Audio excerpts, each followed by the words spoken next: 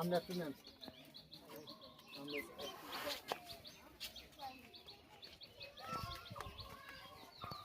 আবার জন্য পরে যান না আপনার মতন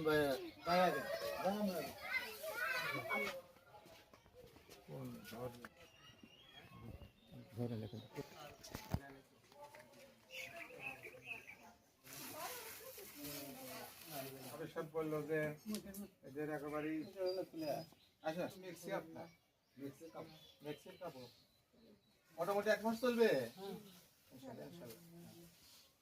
এর মধ্যে বুট আছে এবং চিনি আছে। হ্যাঁ রাস্তা বুঝছে নাকি? হ্যাঁ বুঝতে বানাবে মুড়ি খেজুর ইয়া করলাম ডাল আছে ডাল আছে হলুদের গুঁড়া মরিচের গুঁড়া ধনে গুঁড়া আছে আদা আছে রসুন আছে কাঁচা মরিচ আছে আলু আছে অন্তত 25 কেজি চাউল আছে আলু আছে অন্তত তো ভর্তা ভাত তো খাই জীবন বাঁচানো যাবে নাকি? হ্যাঁ আমি এর আগে কত বছর তো এখানে একটা টিউবওয়েল দিছি ওই সাইডে না ইনশাআল্লাহ ঈদের পরে একটা টিউবওয়েল দিয়ে দিব। আমরা তো ধনী মানুষ না গরিব মানুষ। ওই একটা মাদ্রাসা আছে আপনাদের গ্রামেরই তো সব ছাত্র আমাদের মাদ্রাসায় পড়ে। এই একটা ঘর এখানে আসলে বসবাস করার মতো অবস্থা না।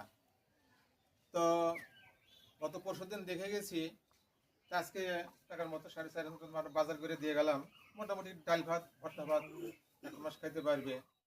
বাবার ছেলে সমুদ্র সৈকতে হাঁটতেছিল তো বাবা ওই যে স্টার ফিশ ওই সমুদ্রের ঢেউয়ে আসে শুকনায় বাবা কি করে মাছগুলো শুকনা থেকে নদীতে ফেলায় দেয়। এখন ছেলে বলতেছে যে বাবা হাজার হাজার মাছ মরতেছে তুমি কটা বাঁচাইবা? বাবা আরেকটা মাছ শুকনার থেকে পানিতে ফেলাই দেয় বলে বাবা দেখো আরেকটা জীবন বাঁচাইলাম। আমার পক্ষে পুরো সমুদ্র সৈকতের জীবন বাঁচানো সম্ভব না কিন্তু আমি তো যে কটা পারলাম বাঁচাইলাম। অনুরূপ ভাবে সম্মানিত দর্শক গাঁও গ্রামে হাজার হাজার এরকম গরিব মানুষ আছে আমার একার পক্ষে সম্ভব না সবাইকে সহযোগিতা করা। আপনারা যদি প্রত্যেকে নিজ নিজ অবস্থান থেকে একজন করে সহযোগিতা করেন একটা পরিবার তো বাঁচল। একই গ্রামে 10টা আছে আমি 10টা পারলাম না কিন্তু প্রত্যেকে যদি একটা একটা করে সহযোগিতা করে তাহলে গ্রামটা বেঁচে যায়।